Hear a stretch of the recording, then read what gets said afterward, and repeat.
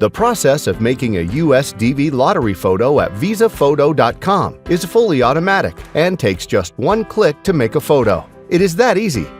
Click on Upload and get the Result button and select a photo which you want to convert into a DV lottery photo. It takes just 2 seconds to complete the process.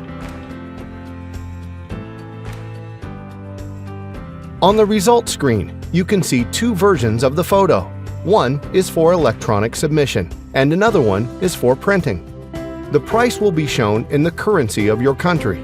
You can pay by card or PayPal.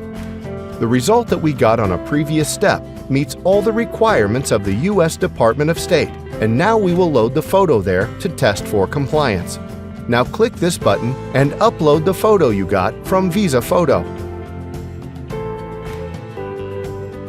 And now you can see that photo submission has been accepted. It means the photo fully complies with all the requirements in overall image pixel size, kilobyte size, head height and eye height, background color, and so on.